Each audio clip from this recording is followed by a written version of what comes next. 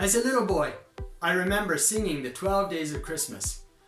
My mom took me to church every Sunday, and I was confirmed and entered the church and acted as a choir boy and as an altar boy. Despite all that, I know virtually nothing about the 12 Days of Christmas. Introduction. Hi, and welcome to the Les Paris Podcast, episode number 328.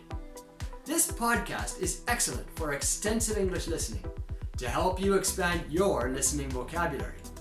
Today's podcast episode is about the 12 Days of Christmas. What are they? I was rather surprised to learn when I was researching for this podcast that the 12 Days of Christmas start on Christmas Day. Well, for the most part they start on Christmas Day. There are some places that change that a little bit, but basically they start on Christmas Day. And they keep going until about January 5th or so. What do they mean? I'm not sure I have a keen insight into what they mean.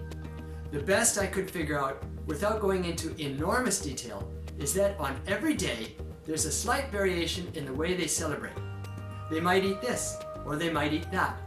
They might have some presents here, or some presents there. But they're all connected to Christmas and the Nativity of Jesus. North American mistake. One of the cool things is the North American mistake regarding the 12 Days of Christmas. This might be wrapped up with calendars and is probably mixed up with Advent calendars. But the confusion leads a lot of people in North America to think that the 12 Days of Christmas start 12 days before Christmas. I was surprised to hear that the 12 Days of Christmas start on Christmas Day. It seems like this is well known in Britain, but it certainly isn't well known in North America. Not Advent calendars. So the Advent calendar has got everything confused because the Advent calendar is usually 12 days long too. And so people assume that 12 days of Advent are the 12 days of Christmas. The calendar companies do nothing to dissuade us from this idea. This might be because of the popularity of the 12 Days of Christmas song.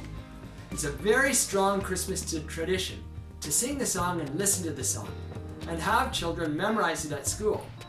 And the coincidence of 12 days of Advent and 12 days of Christmas being the same 12 is too strong to resist. People associate one with the other, and the calendar companies make more money. The song. So, I guess the 12 Days of Christmas is written for the upper middle class or higher. The reason I say this is because they're giving gifts every day for 12 days, and some of the gifts are quite opulent. Common folk don't do this. Christmas is enough. Singing the song is enough. I remember some people in elementary school did give 12 gifts for 12 days, one day at a time before Christmas. But they were usually small gifts like chocolate or cards. But they were inspired by the song. If you like listening to English for your extensive English listening, then hit the subscribe button below so you can get more of my podcasts. I'd love it if you made a comment below too. Tell me if you have someone to give 12 presents to.